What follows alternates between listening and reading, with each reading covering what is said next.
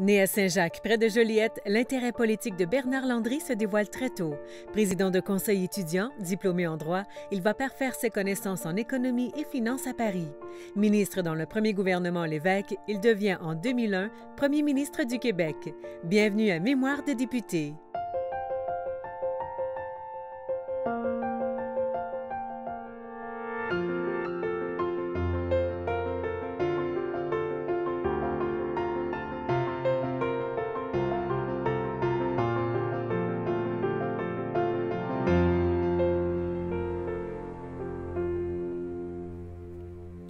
Bonjour, M. Landry. Bonjour, vous allez bien? Oui, et vous? Heureux de vous retrouver. Oui, moi aussi, et bienvenue à Mémoire de député. Oui. On va commencer au commencement, là. C'est normal, commencer au commencement. Oui, vous êtes né à Saint-Jacques, pas loin de Joliette. Exactement, un charmant petit village. Parlez-nous de votre enfance, votre adolescence dans le village. Bon, d'abord, c'est un village agricole, très marqué par ce qu'on peut appeler la culture québécoise, c'est-à-dire la convivialité des grandes familles. Il y avait un ou troisième voisin qui avait 25 enfants de la même femme. Et c'était vraiment l'âme du Québec, déjà, qui a marqué mon enfance. Des coopératives, de l'entraide, pas de classe sociale, tout le monde égal, pas d'aristocrate, pas de riche, pas de pauvre. Alors, ça m'a marqué profondément. Mon amour du Québec a commencé là. D'abord, la géographie était belle, c'est les contreforts des Laurentides qu'on appelle. Alors, des belles collines au pied des Laurentides, des bois d'érable, des belles terres agricoles très fertiles. Les cultivateurs n'étaient pas pauvres. Ils ne sont pas aujourd'hui non plus, d'ailleurs. Et il y avait des coopératives, tant et plus. Caisse populaire, évidemment, mais coopératives agricoles, coopératives de tabac, coopératives de beurre. Donc, un esprit social et convivial qui a marqué ma jeunesse et toute ma vie. Puis grandir là-dedans fut un plaisir pour un jeune? Ah, absolument. Bien, on connaissait tout le monde, on connaissait tous nos voisins, leurs enfants qui étaient nos petits amis. Alors, c'était une jeunesse idyllique, si on peut dire. Mais pour la politique, il me semble que vous étiez attiré par la politique assez jeune. C'est incroyable. Le conseil étudiant au séminaire de Joliette, puis après ça, fondateur de l'UGEC. Oui, Union générale des étudiants du Québec. Oui. Et puis président des étudiants de l'Université de Montréal, ça s'appelait AGUM dans le temps. Ah non, ça a commencé de bonne heure. Et puis, ça a commencé tellement plus de bonne heure que j'ai commencé à l'école primaire. Il y avait un frère de Saint-Gabriel qui dirigeait cette école-là, qui s'appelait le frère Conrad. Et puis, après 2-3 jours de classe en première année, il dit, dit, mes jeunes amis, il dit, il nous faut un président de classe. Il dit, ça va être lui. Puis il me pointe. Le frère Conrad fait basculer mon destin à l'âge de 6 ans.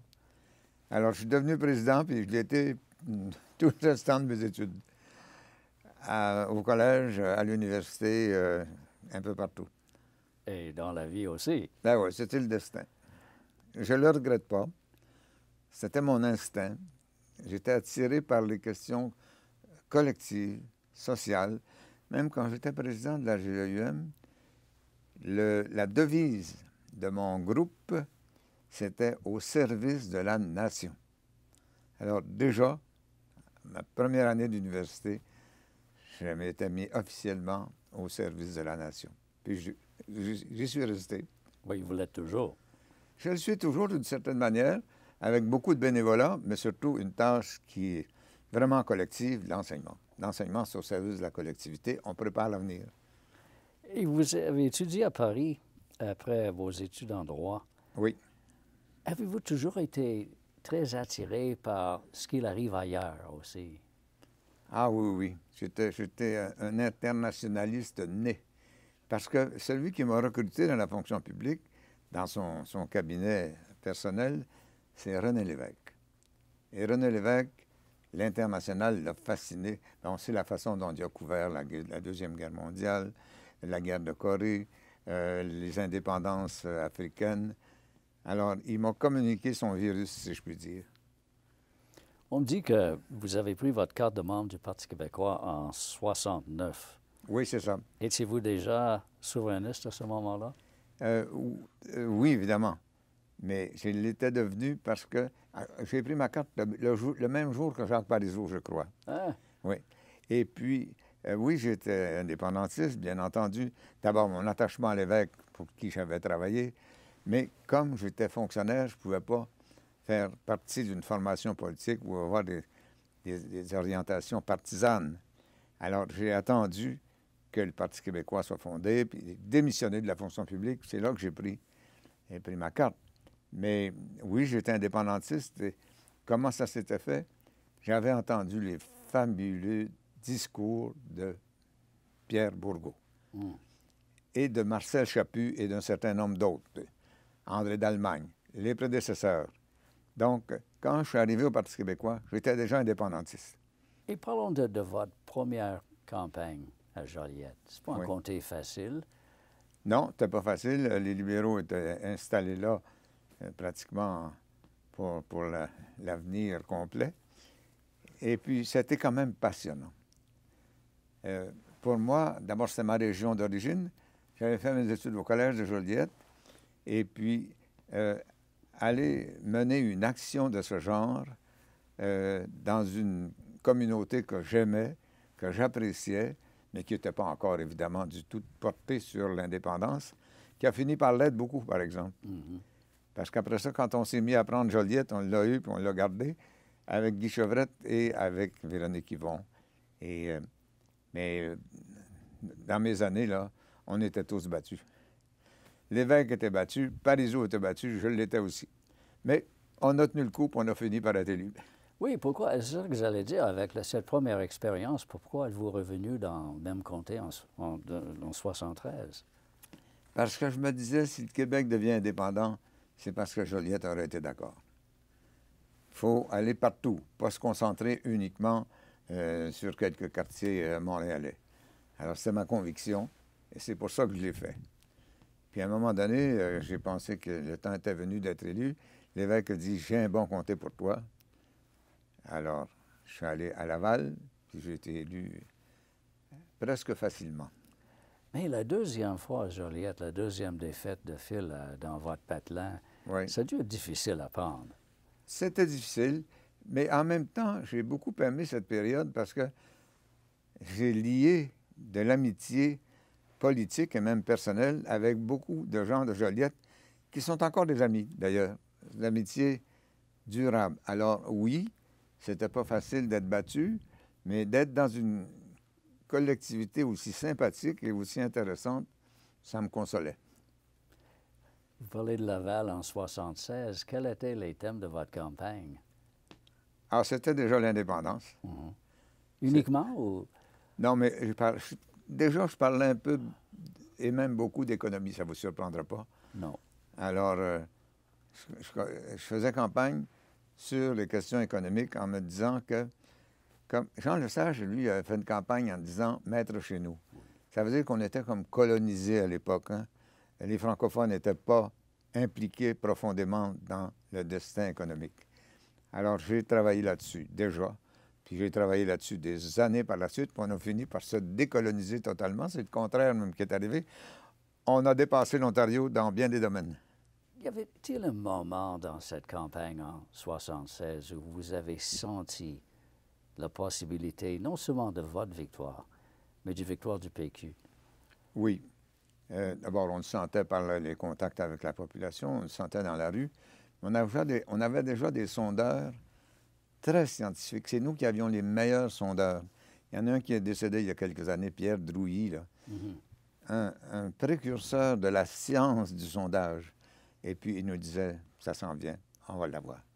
Parce que d'autres personnes qui étaient élues en 1976, qui m'ont parlé, étaient surpris un peu. Même M. l'évêque, à un moment donné, avait des doutes pendant la campagne.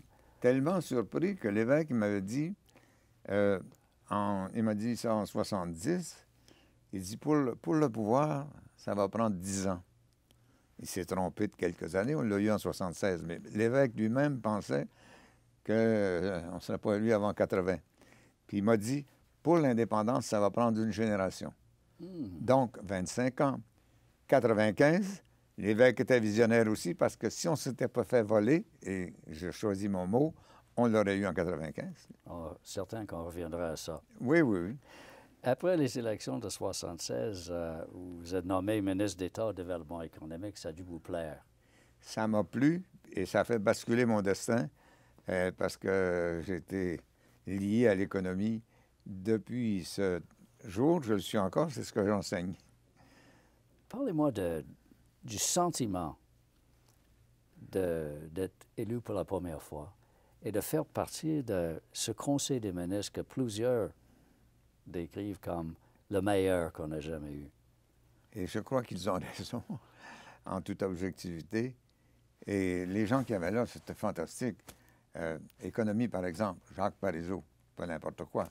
Rodrigue Tremblay, c'était très bien. Guy Joron et un certain nombre d'autres. Mais il y avait aussi des gens qui n'avaient rien à voir avec l'économie, qui étaient des humanistes, René Lévesque lui-même, Camille Lorrain, Denis Lazure, Denis Vaugeois et tout cela.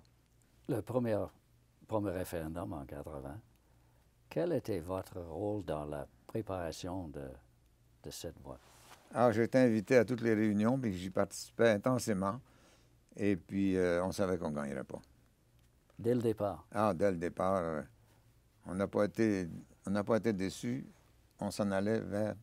Mais on était relativement contents du pourcentage.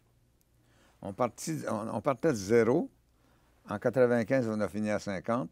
Et puis, on y a été par étapes assez spectaculaires et consolantes. C'était pas décourageant. Non?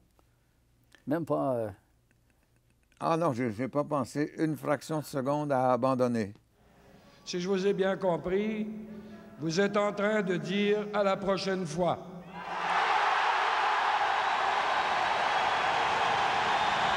Je sais qu'il y a eu un congrès de psychiatres qui ont parlé de la nostalgie post-référendaire, mais moi, je n'étais pas nostalgique. Je dis non, on recommence. D'ailleurs, quand on a perdu, c'est une petite anecdote familiale, j'habitais une maison à 2 étages à Outremont. Quand j'ai descendu le matin du référendum, j'avais mes 3 enfants qui m'attendaient au bas de l'escalier. Et ils ont dit, « Papa, on n'arrête pas, on va continuer. On va gagner la prochaine fois. » Ça m'a touché profondément.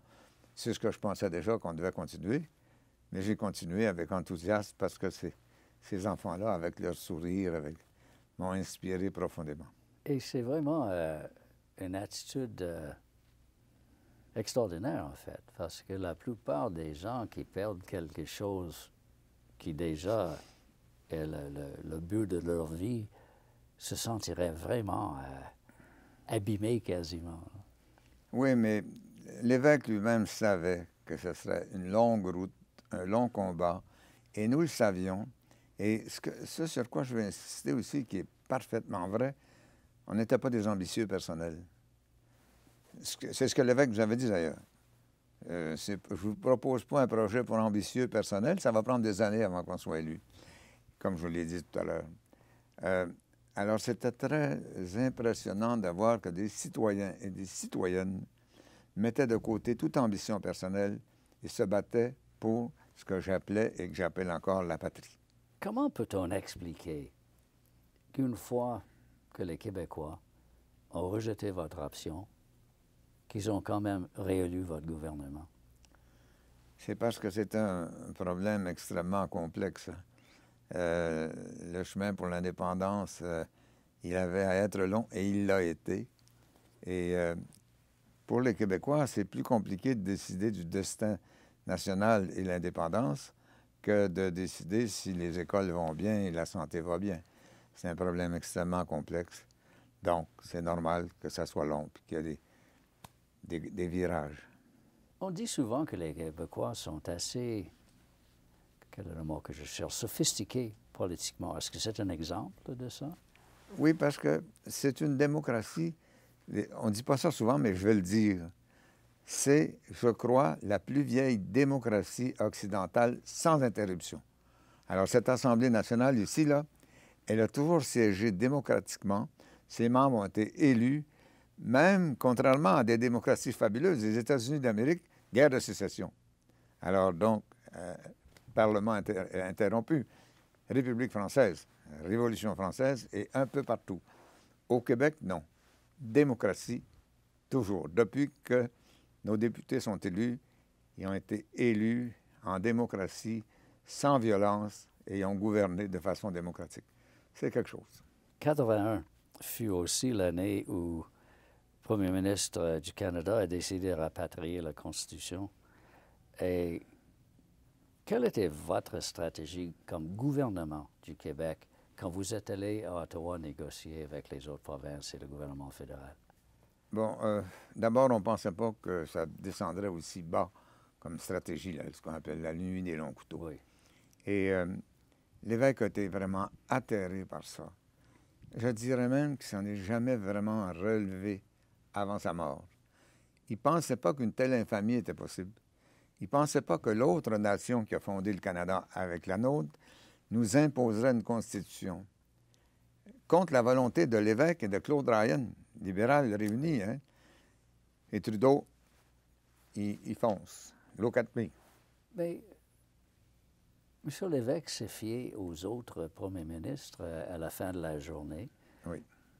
Il est allé à Hull et les autres sont restés à Ottawa à discuter, paraît-il.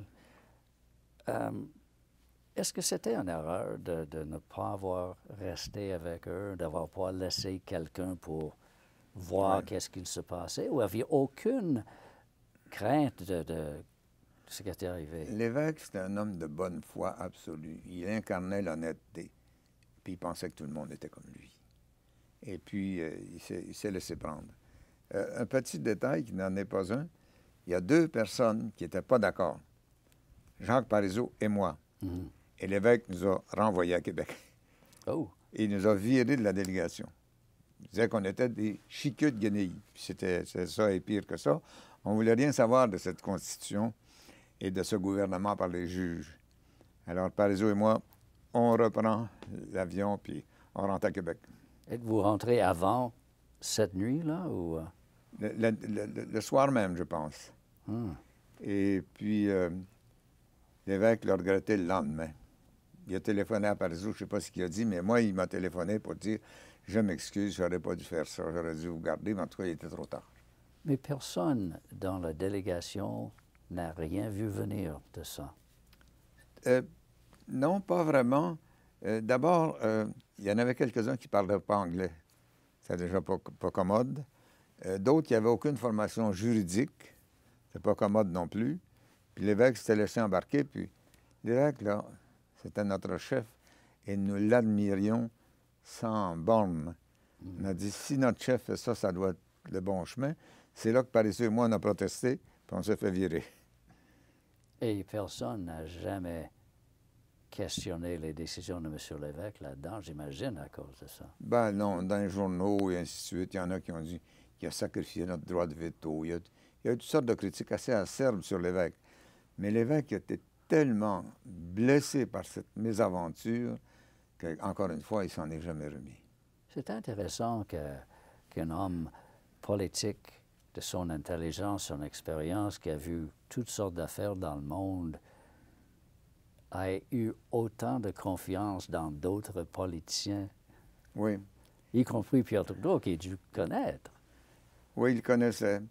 Mais l'évêque, encore une fois, il projetait ses instincts sur les autres. Très honnête, très ouvert. Il n'aurait jamais fait une chose comme ça, lui. Puis il ne pensait pas que Pierre Elliott Trudeau, qui n'était pas n'importe qui quand même, hein, un intellectuel, professeur de la faculté. C'était mon professeur de droit. Il m'enseignait les droits fondamentaux et les droits de la personne. Et c'est lui qui a envoyé 500 personnes en prison sans accusation aucune quelques années après. Ça m'a vraiment coupé le souffle. Et alors pour l'évêque aussi, évidemment. En 1984, couple d'années plus tard, M. l'évêque est revenu à la charge en proposant le beau risque, oui, avec Brian Mulroney, bien sûr. Étiez-vous en faveur du beau risque? Non, je n'étais pas en faveur, mais j'étais tellement l'évêquiste que je n'ai pas démissionné. Je suis resté. Il y en a plusieurs qui ont démissionné. Oui. Et encore, le beau risque, c'était tout à fait signé René Lévesque. Croyant en la bonne foi de Mulroney. Et d'ailleurs, je pense que Mulroney était de bonne foi, d'ailleurs. Il aurait souhaité que ça se règle dans l'honneur et l'enthousiasme. L'évêque, qui était un homme de conciliation, de bonne entente, et qui devait considérer que Brian Mulroney était quelqu'un de respectable, il l'a écouté. Et ça a fait du tort à l'intérieur du parti. Évidemment, il y a eu des démissions en quantité. Mais comment est-ce qu'on peut rationaliser l'idée d'un beau risque avec l'idée de l'indépendance pure? Est-ce que c'était... Les autres ont vu comme un dérapage, mais vous, comment avez-vous pu les concilier, les deux? Bien, si Mulroney avait réussi, Oui. on avait l'indépendance presque parfaite, sans autres indications de turbulence ou de colère. C'était séduisant en diable. Robert Bourassa est venu proche de faire la même chose avec Parizeau plus tard. Oui, c'est vrai. Et à la suite, oui, on sait que le Conseil des ministres est divisé et que vous avez choisi le camp de M. Lévesque. Oui. Combien de temps est-ce que ça a pris pour recoller les morceaux? Ça s'est fait assez rapidement quand même. On n'est pas sombré dans une querelle sans fin.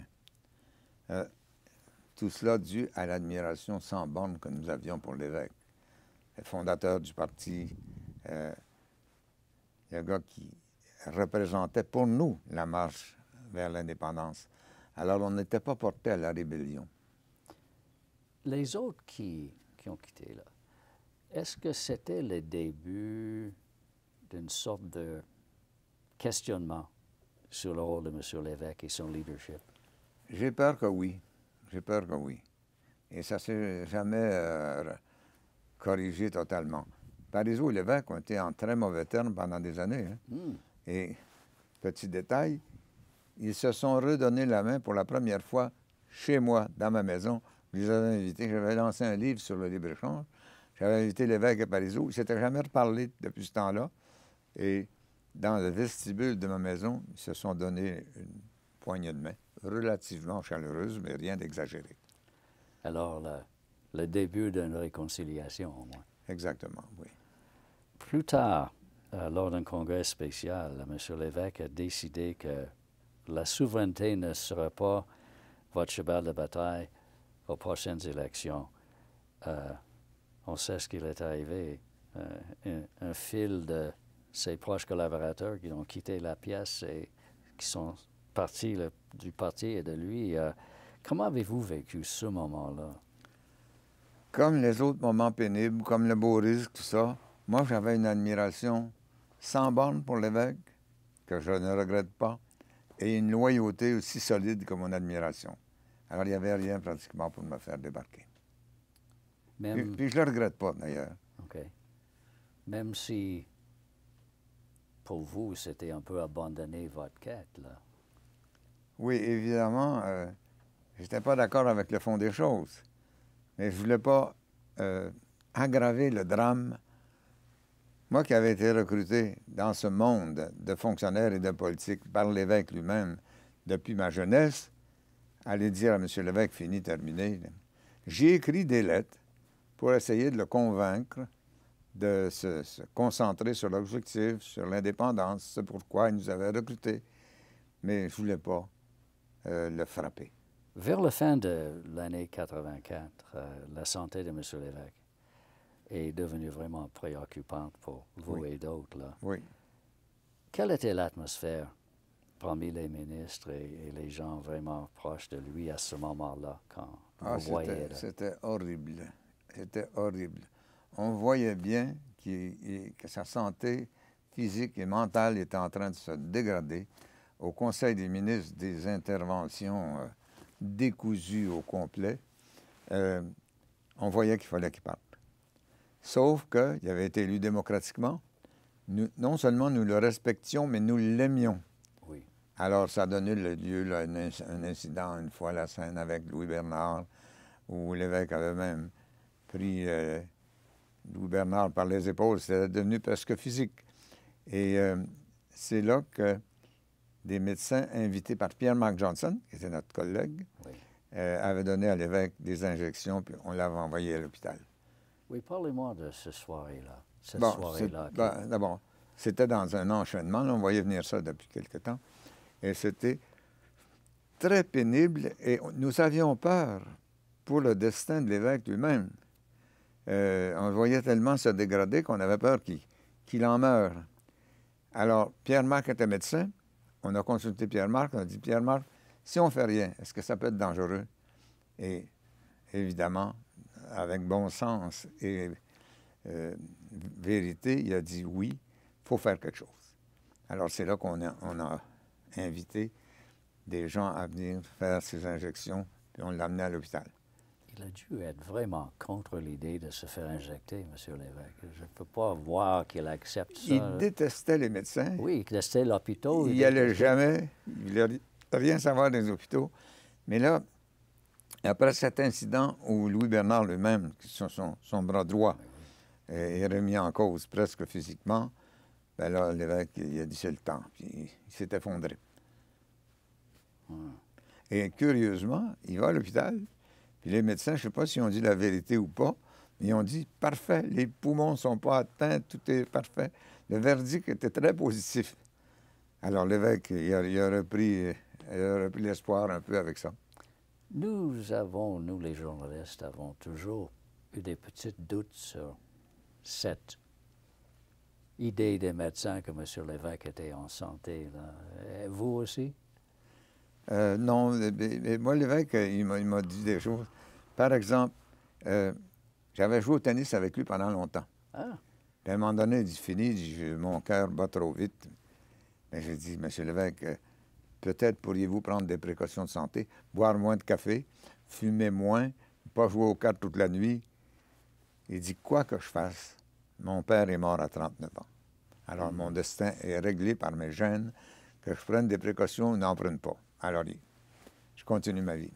Il a toujours parlé de sa très mauvaise santé de fer, si je me souviens de ce qu'il avait dit. Oui. Est-ce qu'il croyait vraiment ça, lui? Ah oui, il croyait ça. Il croyait que sa génétique le promettait à une mort jeune. Ce qui est arrivé, il est mort à 65 ans. C'est vrai. Merci, M. Landry. À la Ça m'a fait grand prochaine. plaisir.